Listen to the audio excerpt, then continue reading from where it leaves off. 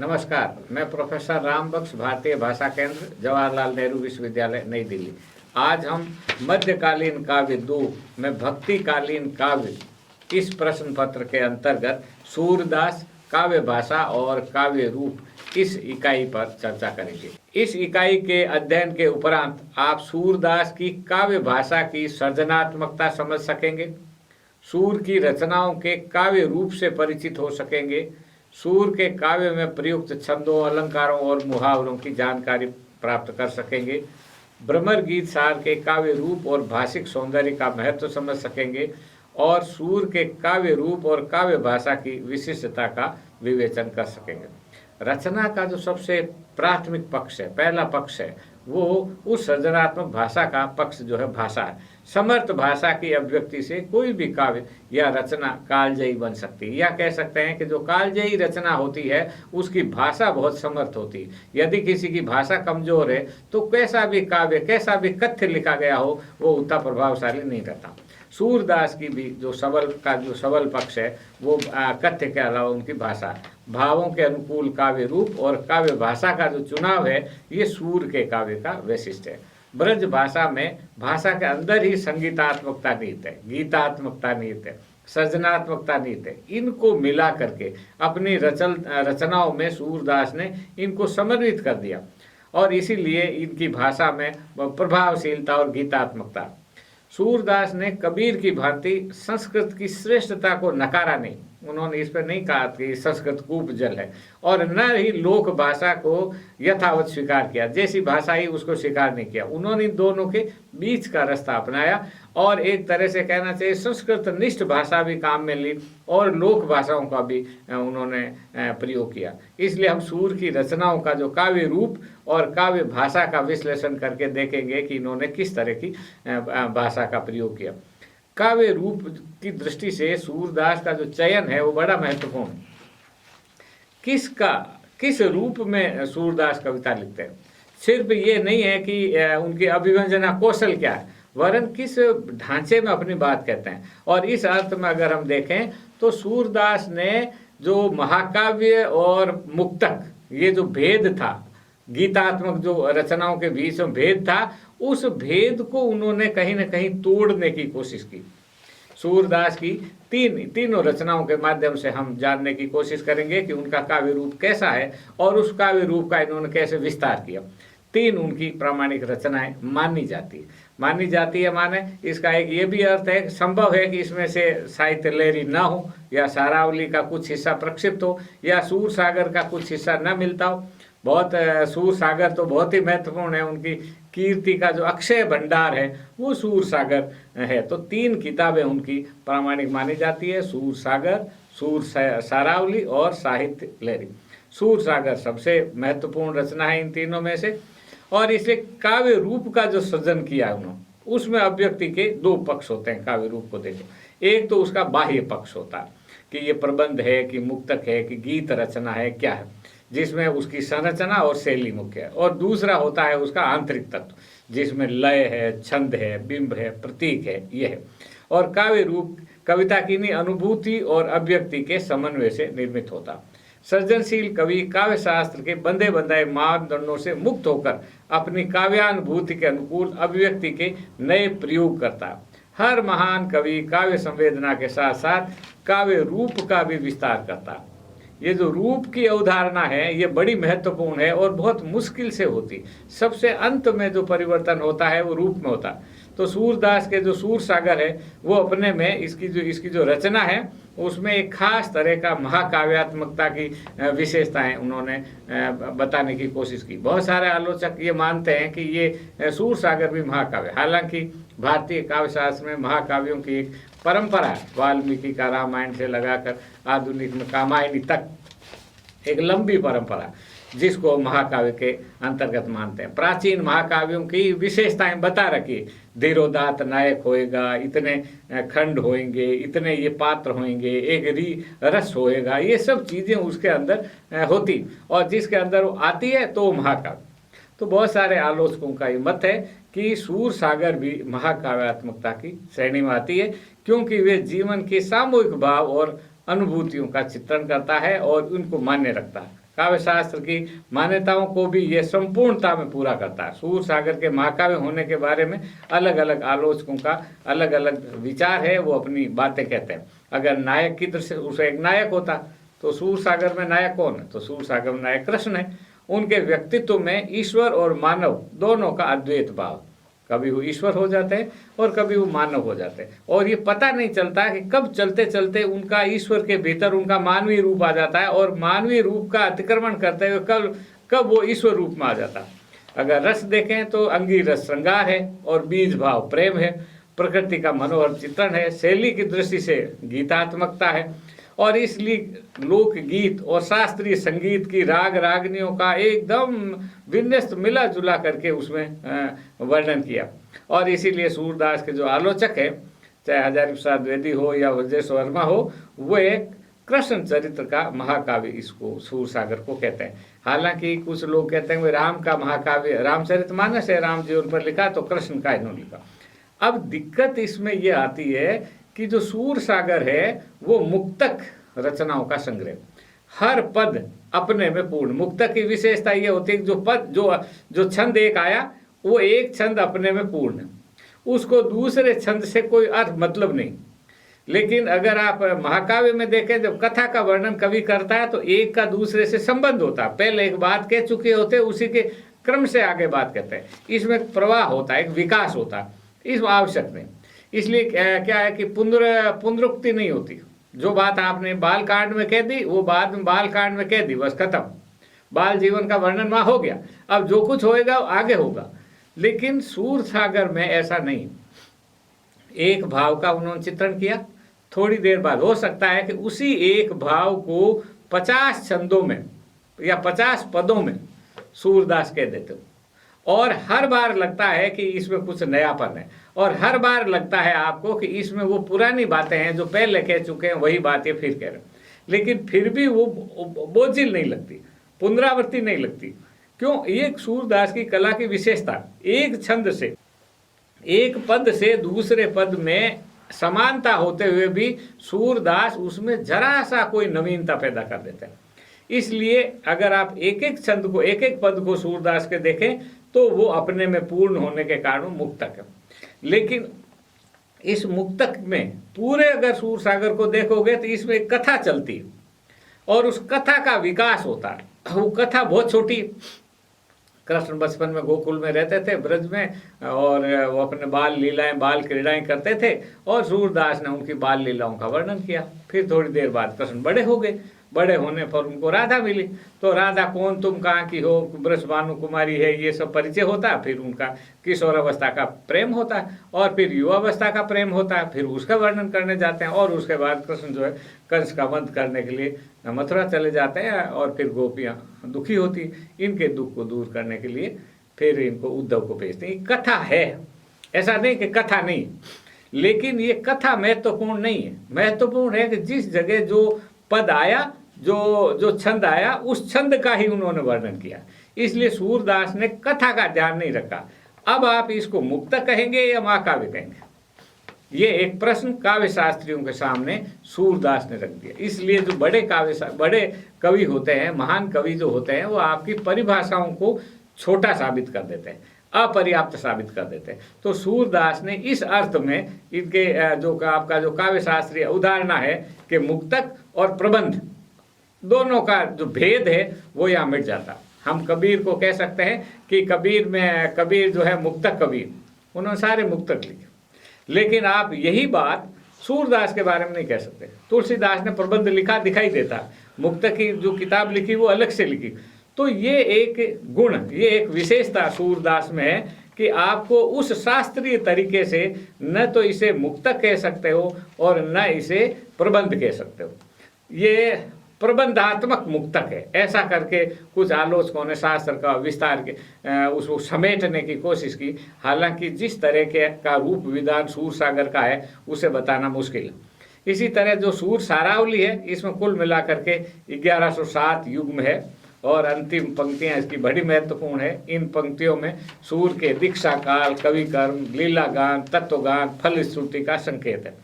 सूर सारावली 1 लक्ष्य पदबंध वाली हरि लीला का सार है, और सार लिखने की ये परंपरा भारतीय वांग में से जुड़ी हुई है। सूर सारावली की रचना स्कंदात्मक क्रम में से है, जबकि सूर सागर में लीला क्रम को महत्व दिया गया। यह रचना सूर सागर का सार होते हुए भी एक स्वतंत्र रचना की तरह। कुछ लोग का कहना यह है कि सूर सागर में जो बातें कही गई है उसी को सार रूप में सूर सारावली में कह दिया। भाषा, भाव, शैली की दृष्टि से यह रचना सूर की ही प्रतीत होती है।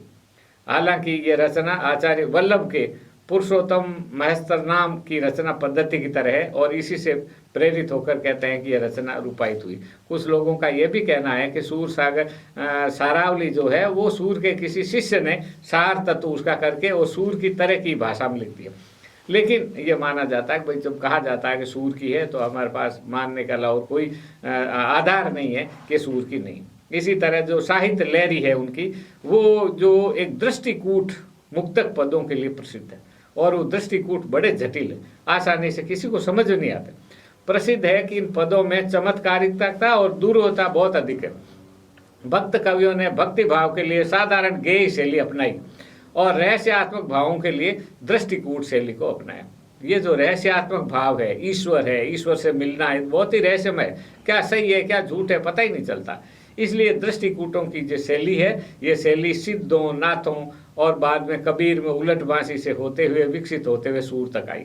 सूर ने इस परंपरा से जुड़ते हुए इसमें थोड़ी मौलिकता लाई और इसमें विरह और संयोग के पदों को भी जोड़ा और इसके बाद में उन पदों को उन्होंने कहा ये सहज समाधि के पद है। इसी तरह से उनकी रचना जो भ्रमर गीत सार है या भ्रमर गीत है, इसको भी आलोचक बड़ा दिक्कत में पड़ जाते हैं कि इसको आप किस कोटि में रखेंगे। इसमें एक कथा है, कथा यही है कि एक आते हैं अक्रूर जी आते हैं, कृष्ण को ब्रज से गोकुल ले जाते हैं और गोकुल उसके थोड़े दिनों बाद में आते हैं उद्धव और वो जो है कहते हैं कि भाई ये जो तुम कृष्ण के विरह में इतनी व्याकुल हो और तो इसका कोई जरूरत नहीं है, तुम निर्गुण ब्रह्म की आराधना करो। गोपियाँ उसका विरोध करते हैं। अंत में जो उद्धव यहाँ से वापस जाते हैं, वापस जाने के बाद में कृष्ण को कहते हैं कि नहीं, गोपियाँ तुमसे बहुत प्यार करती है और उनका ध्यान रखो। बस इतनी सी कथा 400 पदों में कही। अब ये जो 400 पद है, 400 से ज़्यादा पद है, इन पदों में सूरदास ने पूरे प्रकरण में मुक्तक की शैली का वही उपयोग किया है जो सूर सागर में। वैसे तो ये सूर सागर का ही अंश है, लेकिन आचार्य रामचंद्र शुक्ल ने इसे स्वतंत्र कृति के रूप में भी रखा। तो कुछ लोग कहते हैं कि ये एक तरह का खंड काव्य है। अब खंड काव्य की परिभाषा के अनुसार भी है कि नहीं है, ये बड़ा मुश्किल है। और इस भ्रमर गीत सार में गीत भी है, संगीत भी है, नृत्य की कला है। इन तीनों कलाओं का सामंजस्य आपको दिखाई देता है और इसमें बहुत महत्वपूर्ण तरीके से ये कला का अंतरावलंबन है। ये प्रगीतात्मक काव्य है। गीत प्रगीतात्मक काव्य में गीत में होता है कि जो गीत के टेक की जो पहली पंक्ति होती है, उसमें पहली पंक्ति में सार रूप में सारी बात आ जाती है और फिर संपूर्ण पद में उस सार का विस्तार किया जाता है। जो बात पहले कह दी उसी का विस्तार। और इसमें जो गीत की जो कथात्मकता है, इसका विस्तार अपने आप होता चला जाता। कई इस रचना प्रक्रिया का अतिक्रमण भी होता है, लेकिन इसी अतिक्रमण में सूर की रचनात्मकता का दर्शन होता है। ये अतिक्रमणता बहुत महत्वपूर्ण है। अतिक्रमणता शास्त्र की अतिक्रमणता भी है। और भ्रमर गीत के पदों को पढ़ने के बाद ये मुक्तक परंपरा की रचना की तरह लगता है, लेकिन भ्रमर गीत अपने संपूर्ण रचनाओं में एक कथा की एकान्विति की तरह, कथा का एक क्रम स्वतंत्र कथा काव्य में रूपायित होता है। भ्रमर गीत में संवाद शैली है। उद्धव गोपियों में वाद विवाद होता है, फिर संवाद में परिणित होता है। हालांकि उद्धव को तो बोलने ही नहीं दिया जाता, एक ही गोपियां ही अधिकतर बोलती है और वही एक संवाद का रूप दे देती। किस तरह से आप उस कला को आप देखो तो एक व्यक्ति बोल रहा है और उसमें संवाद की तरह से बोल रहा, और ये अपना आप में अद्भुत तरीका सूरदास ने निकाला। उद्धव के एक संवाद के उत्तर में गोपियां अनगणित प्रति संवाद करती है। उद्धव के संवाद में तर्क और ज्ञान का अधिक है, तो गोपियों के संवाद में लोकानुभव और लोक जीवन के कई तर्क हैं, जिसमें सहृदयता और भावुकता के साथ वाक चातुर्य की कला। ये जो वाक चातुर्य है, ये भाषा की विशेषता है। और आचार्य रामचंद्र शुक्ल तो गोपियों की वाग विदग्धता पर एकदम मुग्ध थे। वो कहते हैं गोपियों में क्या अद्भुत तरीके से तर्क करती, और इसलिए ये एक सफल गीत काव्य है। और सारी संवेदना इसके अंदर आई है, जिसमें सूर की निजता, संवेदनशीलता, प्रेम की आकुलता और गोपियों के बहाने भ्रमर गीत में सब प्रकट होती है। भावों के अनगिनत रूप गीत संगीत और विभिन्न रागों में मिलकर भ्रमर गीत के काव्य संवेदना को उदात्त काव्य रूप देते हैं। भ्रमर गीत में लोकगीत के तत्व भी मौजूद हैं, वो चीजें भी उसमें आती है। विरह काव्य है, लेकिन सारे समय विरह का रोना नहीं है।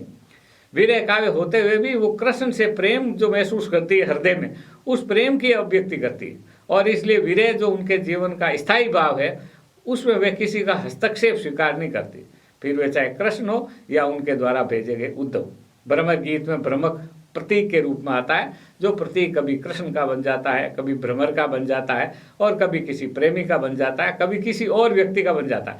एक ही शब्द भ्रमर, उस भ्रमर को के अर्थ का गोपियां इतना विस्तार करती है, ये विस्तार सूरदास की अपनी कला की देन है। सूरदास की जो भाषा है ब्रज भाषा, जैसे रामचरितमानस अवधि में लिखा गया था, सूरदास ने ये जो सूर सागर है ये इसकी रचना ब्रज भाषा में की।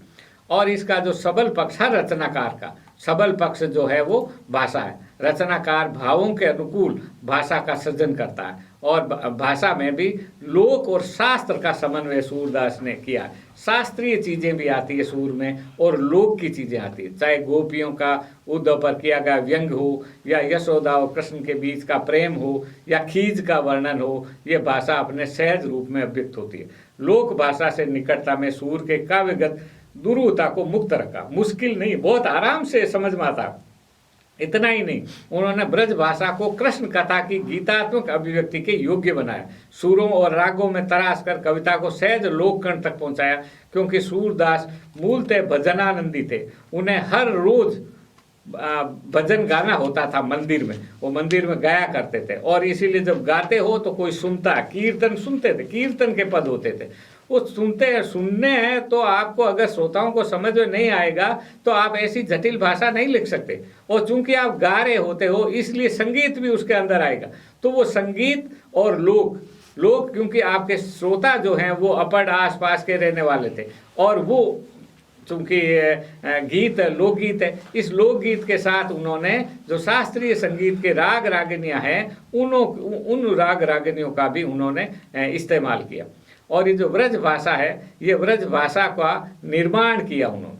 कहते हैं कि सूर की जो काव्य भाषा है ये ब्रज भाषा पहले से नहीं मिली थी। ये आचार्य शुक्ल ने एक वाक्य लिखा सूरदास के बारे में कि चलती हुई ब्रज भाषा में सबसे पहली साहित्यिक कृति इन्हीं की मिलती है, जो अपनी पूर्णता के कारण आश्चर्य में डाल देती है। पहली साहित्य रचना और इतनी प्रचुर प्रगल्भ और काव्यांग पूर्ण है कि अगले कवियों की श्रृंगार और वात्सल्य की उक्तियां इनकी झूठी जान पड़ती। अब दो चीजें आप इसके अंदर देखें, एक है प्रगल्भ। प्रगल्भ शब्द बहुत महत्वपूर्ण। जब आप प्रगल्भ कहते हैं किसी को तो आदमी बहुत बोलता और मुक्त होके बोलता, और कई बार सामने वाले का लिहाज भी नहीं करता। दूसरी बात जो बाद के कवियों ने जो लिखा, सूर के बाद में जो ब्रज भाषा आई, वो ब्रज भाषा सूरदास की से झूठी लगती है, वो तो आपने उनकी नकल की।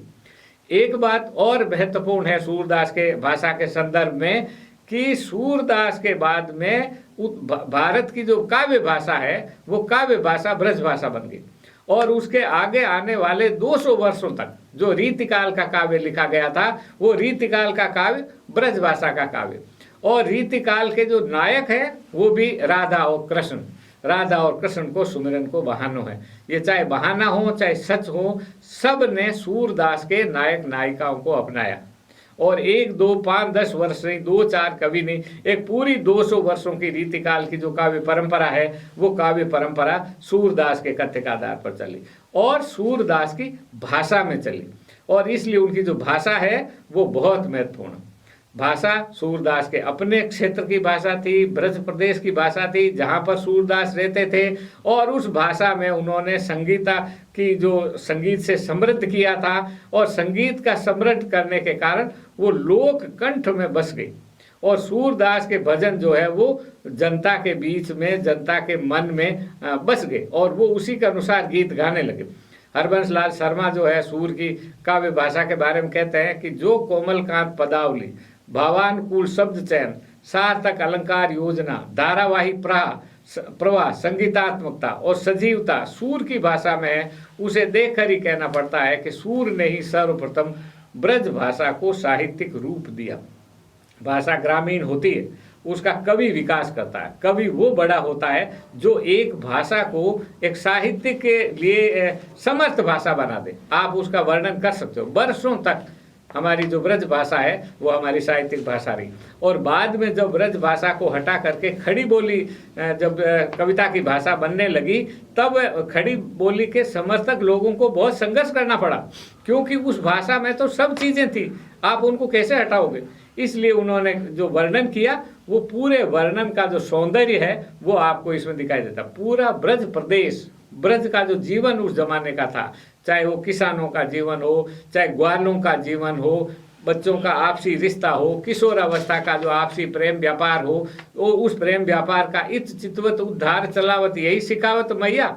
कृष्ण दूध दूरे हैं और दूध में से गाय के थन में से दूध निकल रहा है, तो एक तरफ राधा की तरफ देखते हैं और दूसरी तरफ धार निकल रही, या राधा के ऊपर दूध की धार छोड़ दी, तो कहा यही सिखावत मैया। अभी यही सिखावत मैया शब्द जो है एक तरह से माँ पर टिप्पणी है, लेकिन गाली नहीं है, प्रेम है, अपनत्व है, माँ के लिए भी अपनत्व है। और उस जो अपना नायक है, उस नायक पर एक छेड़खानी का सौंदर्य, ऐसी छेड़खानी जो पीड़ा नहीं देती, जो आनंद की सृष्टि करती है, जो रिश्ते की गरिमा को बनाए रखती है, आपसी रिश्तों की सजीवता को बनाए रखती है। ये उस भाषा की विशेषता। और जो वर्णन जैसे किया होता है ना, उड़त गुलाल लाल भय बादर, रंगी गयो सिगरे अटा अटारी। इतना गुलाल उड़ा कि बादल भी लाल हो गए, और सारे अटा और अटारी सब घर वर सब लाल रंग में रंगे, इतना इतना गुलाल उड़ा। ये अटा अटारी शब्द जो है, आप इसको देखो, पूरे जो भवन है उन भवनों का एक रूप दो ही शब्दों के अंदर आ गया, और दो शब्दों में से आधा शब्द तो वही है, अटाई है, अटा अटारी। जो सिर्फ अटा शब्द नहीं कहा, सिर्फ अटारी शब्द नहीं कहा। तो ये सूरदास को समझ थी कि हम जिस भाषा का जिसका हम प्रयोग करते हैं वो भाषा अपने में बहुत महत्वपूर्ण। एक और बात बहुत महत्वपूर्ण है सूरदास के संदर्भ में, कि सूरदास का जो काव्य कथ्य बहुत सीमित है। उनको थोड़ी सी बातें कहनी, ज़्यादा बातें नहीं कहनी, सामान्य सी कुछ बातें कहनी, लेकिन जो वो बातें कहते हैं उन बातों के लिए जो उदाहरण देते हैं, जिसको कहते हैं अप्रस्तुत विधान, तो वो जो अप्रस्तुत विधान लाते हैं, बाहर से जो उपमा लाते हैं, उससे पूरी जिंदगी उस कविता के अंदर आ जाती है। अगर उस संपूर्ण का विश्लेषण करें तो हमको ये देखना पड़ता है कि उनको कितनी जिंदगी की समझ थी। इसलिए जीवन के विविध रूपों का वर्णन कहते हैं। उद्धव को कहते हैं कि तुम्हारा ये ब्रज में नहीं बिकेगा ये सामान, तुम ये जो ज्ञान की गठरी लेकर के आए हो ये यहाँ नहीं बिकेगा। अब ये ज्ञान की जो गठरी है, इस गठरी शब्द को अगर आप उस मध्यकालीन परिवेश में देखें तो मध्यकाल में इस तरह की दुकानें शायद नहीं होती थी जैसी आज होती है। उस समय तो जो दुकानदार होता था अपनी गांठ में बांध करके सामान ले जाता, गांव में जाता और वहां कह देता भैया आप ये लो ये लो, ये सामान बेचने का खरीदने का तरीका था। अब सूरदास ने उस जो व्यापार का जो जो चित्र था, उस चित्र को उन्होंने निर्गुण ब्रह्म के ज्ञान की गठरी से जोड़ दिया, और इस तरह से एक अप्रस्तुत विधान के द्वारा अपने उस अर्थ की सृष्टि करने की कोशिश की। लोकोक्तियों का प्रयोग कर दिया, मुहावरों का प्रयोग कर दिया। तो जिंदगी के जितने छोटे छोटे पक्ष थे उन सब का मैया मैं नहीं माखन खायो। अब ये मैं नहीं माखन खायो शब्द के अगर आप ध्वनि को देखो, उच्चारण को देखो, तो इसके दोहरे अर्थ निकल सकते हैं। मैंने माखन खाया कह रहा हूँ, दूसरा मैं नहीं खाया, मैंने नहीं खाया, या मैंने ही खाया। क्योंकि बोलते समय और लिखते समय का जो भेद है, उस भेद के कारण उस बारीकी को सूरदास ने बहुत बारीकी से ध्यान रखा है। और तब हम ये कह सकते हैं कि उन्होंने किस तरह से आंचलिक शब्दों का, जो स्थानीय शब्द थे, उन शब्दों का उन्होंने वर्णन कितने अच्छी तरह से किया। जोरत छाक प्रेम सो भैया, और भाई के ग्वालिन बोले लिया जेवत, उठ दो भैया, तब ही ते में भोजन कीनो, चाहते दियो पठाई। ये शब्दों की जो विशिष्टता है, जो ध्वन्यात्मकता है, जो अलंकारिता है, वो इन सब चीज़ों का वर्णन वो करते हैं। विशेष रूप से जो सूरदास का जो अप्रस्तुत विधान है वो प्रत्येक छंद में दिखाई देता, प्रत्येक पद में दिखाई देता। चाहे वो बाल लीला का वर्णन हो, चाहे श्रृंगार का वर्णन हो, चाहे मान मनवार का वर्णन हो, और चाहे वो भ्रमर गीत का वर्णन हो, सभी जगह पर सूरदास का जो अप्रस्तुत विधान है वो भव्यता लाता है। ये अप्रस्तुत विधान कवि के व्यापक जीवन ज्ञान से आता, सामान्य तरीके से अप्रस्तुत विधान आप नहीं लग सकते। आपको अपनी बात कहनी तो आप सीधे सीधे अपनी बात कह सकते हो, लेकिन जब आप उदाहरण देते हो तो उदाहरण अपने ढंग में बहुत महत्वपूर्ण। दूसरी बात, सूरदास ने तत्सम शब्दों का भी प्रयोग किया। शोभा कहत कहीं नहीं आवे, ऊंचवत अति आतुर लोचन पुट मन तृप्ति को पावे। लोचन, तृप्ति, मन, आतुर, ये सब जो शब्द हैं ये सारे शब्द संस्कृत तत्सम शब्द हैं। और इसी तरह से जो दूसरे शब्द हैं तद्भव शब्द है, उन तद्भव शब्दों का भी भरमार है। इसलिए तत्सम भी है, तद्भव भी है, मुहावरे भी है, लोकोक्तियाँ भी है, संगीतात्मकता भी है। सूर ने किस किस चीज़ का प्रयोग नहीं किया, इसका हम उदाहरण दें तो हमें बड़ी मुश्किल से लगती है कि कितने तरह के शब्दों का प्रयोग किया। और ये न केवल ये, इसी के कारण जितने प्रकार के भाव थे, मानव भावों के जितने रूप हो सकते हैं, मानवीय संबंधों में जितने प्रकार के भाव आते हैं, उनके जितने रूप होते हैं, सभी रूपों का वर्णन किया। और जब सब रूप आपके सामने मानवीय संबंधों के बीच में जो आ जाते हैं, उनका जब आप वर्णन करने के लिए भाषा सक्षम होती है, तो हम कहते हैं कि इसको कवि को भाषा का ज्ञान है। क्योंकि भाव तो बहुत ही महत्व संवेदनशील होते हैं, बहुत गुप्त भी कई बार होते हैं, हमको पता नहीं होता है कि हम क्या कहना चाहते हैं। गोपियाँ उद्धव के प्रति कई बार खीज उत्पन्न करती है, तो बोलती है धान को गाँव प्यार ते जानो, ज्ञान विषय रस भोरे, सूर सूर बहुत कहने रसे, गूलर के फूल फोरे। ये जो लोक प्रचलित शब्द है, इसका प्रयोग करके कविता के अर्थ का विस्तार होता है। काव्य भाषा में अपने भाषा के द्वारा अर्थ का विस्तार वही कवि कर सकता है जिसको एक तो भावों की अधिक समझ हो और दूसरा जो है वो शब्दों की अच्छी तरह समझ हो। तो शब्द के द्वारा वो शब्दों के द्वारा वो चीज़ों को बढ़ा देते हैं और एक ही अर्थ में अनेक तरह के शब्द काम में लेते हैं। मसलन राधा है, राधा शब्द को सूरदास सिर्फ राधा ही नहीं कहते। जब कोई प्रकरण आता है तो वो वृषभानु सुता हो जाती है। जब आप वृषभानु सुता कहते हैं तब आपको लगता है कि पूरा संस्कृत निष्ठ गरिमा के साथ जब राधा के बड़प्पन का वर्णन करना होता है तब वो वृषभानु सुता, और नहीं तो राधा। या इसी तरह से वो गोकुल शब्द का प्रयोग करते हैं या ब्रज शब्द का प्रयोग करते हैं, उसका एक ही अर्थ नहीं है, वो उसका अर्थ का विस्तार कर देते हैं। छोटे छोटे शब्दों के द्वारा विभिन्न अर्थों की जो भंगिमाएं हैं, उन भंगिमाओं का उनका वो उपयोग करते हैं और इसीलिए बहुत अधिक विशेषणों का प्रयोग नहीं करते। मूल शब्दों का जो अर्थ है, उन अर्थों के साथ उसका वो वर्णन करते हैं। सूरदास ने की कविता में अलंकारों का भी बहुत प्रयोग है, लेकिन ये जो अलंकार है ये चमत्कार पैदा करने के लिए नहीं होते। उनका जो प्रयोग होता है वो भाव और कथ्य के अनुकूल प्रभाव पैदा करने के लिए होता है और इसलिए अलंकार के प्रयोग के बारे में बहुत सचेत है। डॉक्टर हरबंस लाल शर्मा कहते हैं कि सूर के काव्य में शब्दालंकारों की जगह अर्थालंकारों का प्रयोग अधिक हुआ। शब्दालंकार कम है, अर्थालंकार ज़्यादा है, क्योंकि शब्दालंकार तो वर्ण सौंदर्य को ही विशेष रूप में प्रस्फुटित करते हैं, रूप सौंदर्य के लिए उनका उतना महत्व तो नहीं। जबकि सूर का उद्देश्य रूप सौंदर्य चित्रण और उसके द्वारा भाव सौंदर्य का पोषण करना था। इसलिए भाव सौंदर्य अगर आपको बताना तो आपको अर्थालंकारों का प्रयोग करना होगा। इसलिए कृष्ण के रूप सौंदर्य का ये वर्णन रूपक, उत्प्रेक्षा, व्यतिरेक के समन्वित प्रयोग से किया गया। देख सखी अधरन की लाली, मन मरकत ते सुबग कलेवर, ऐसे हैं बनमाली, मनोप्रात की घटा सांवरी, तापे अरुण प्रकाश, ज्यों दामिनी बीच दमक रहते हैं, करहत पीत सुआस। ये उत्प्रेक्षा और उपमा अलंकारों का जो भरपूर उपयोग है वो सूरदास ने किया है और इनके द्वारा वो राधा और कृष्ण के सौंदर्य को मूर्तिमान करते हैं। राधा और कृष्ण की अंग छवि के मनोहर झांकी रूपायित करने में उन्होंने उपमा और उत्प्रेक्षाओं की जड़ी लगा दी है और जिसे कुछ आलोचकों ने कहा है कि सूरदास तो मुक्त हस्त से इनका प्रयोग करते हैं, आराम से करते ही चले जाते हैं। और भ्रमर गीत में भी उन्होंने बहुत सारे अलंकारों का सहारा लिया। असंगति, विरोधाभास, विभावना आदि अलंकारों का अतिरिक्त कई प्रकार के दृष्टांत, समुच्चय आदि अलंकारों का भी प्रयोग किया। इसी काव्य की कलात्मकता में छंद का भी विशेष महत्व है। सूरदास ने बहुत अधिक छंदों का इस रूप में प्रयोग नहीं किया जैसा तुलसीदास ने किया था, लेकिन राग रागनियों के भीतर जो छंद की योजना है वो बड़ी महत्वपूर्ण और पदों के ऊपर गति का सृजनात्मक प्रयोग, फिर दोहों की योजना उल्लेखनीय।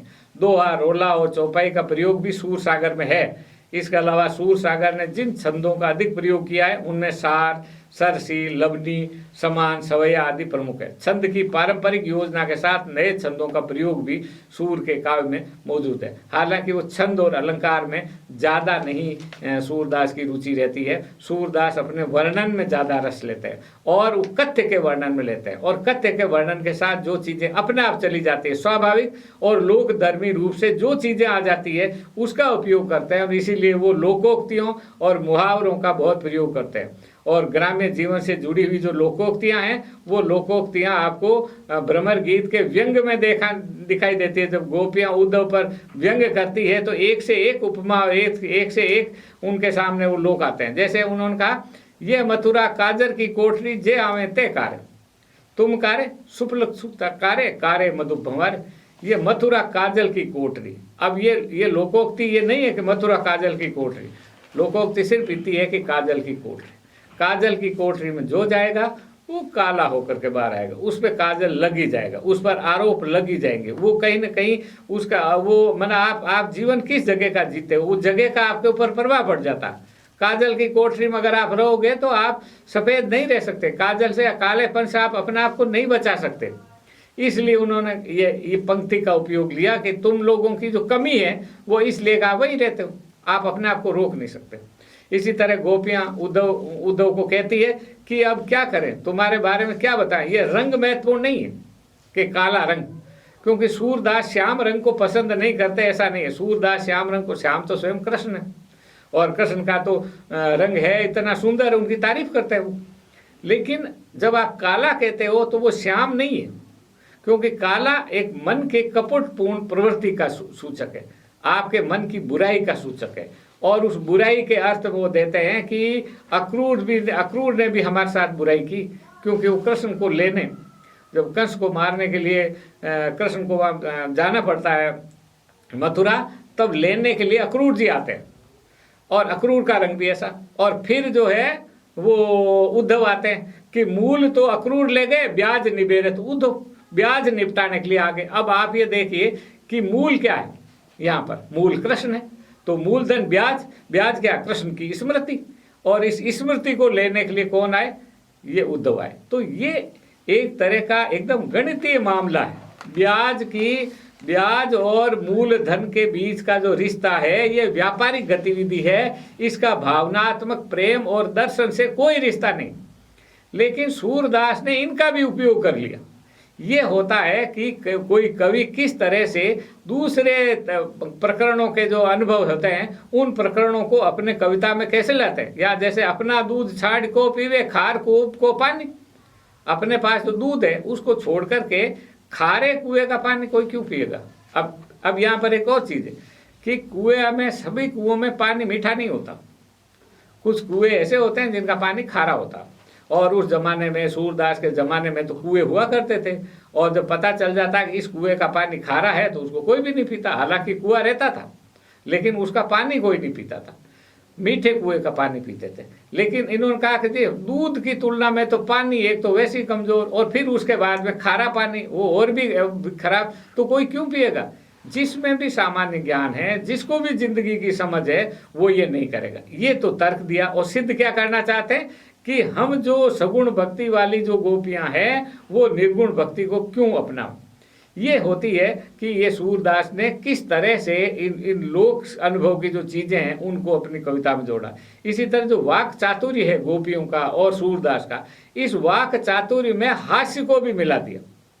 ये हास्य को मिलाना तो बहुत मुश्किल है, क्योंकि हास्य में बहुत बार अश्लीलता का समावेश हो जाता है, और या सतहीपन आ जाता है, या फूहड़ता आ जाती। उसके अंदर ये जो जीवंत हास्य है वो उस सजीव भाषा के कारण होता है, या भाषा की सृजनात्मकता के कारण होता है, और या आप अपने विषय के साथ आप खेलते हो, और खेलने का जब आप आनंद लेते हो तब आपको चलते चलते हास्य आ जाता है। और ये हास्य आपको उद्धव गोपियों के संवाद में आता है, और कहते हैं कि हे उद्धव, तुमको जब कृष्ण ने यहाँ भेजा था तो जरा सा वो हंसे थे, तुम तो ऐसे ही आ गए, तुम वहाँ बहुत ज़्यादा बोलते थे, तो कृष्ण ने कहा चलो इसको वहाँ भेज देते, तुम बीच में भूल के आ गए, तुमको यहाँ आना ही नहीं था। अब ये हंसी मजाक हुई, और ये हास्य जो है निर्बल हास्य है, और एक आत्मीय रिश्तों को बनाने वाला हास्य।